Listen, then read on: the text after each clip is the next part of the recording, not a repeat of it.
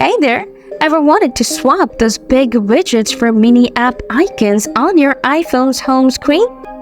Stick around because in this video, I'll show you exactly how to do it. Let's dive right in.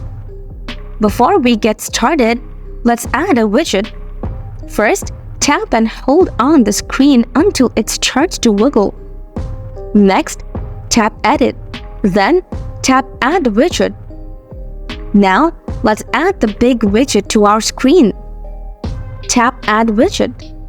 After that, once you're back on the home screen, hold down on the widget you want to replace with an app icon. Now, just tap the 4-box icon from the pop-up menu, and voila! Your widget will be replaced with an icon immediately. Alright folks, I hope you found this video helpful in replacing your widgets with icons. If you have any questions, drop them in the comments below. And don't forget to subscribe for more tips and tricks.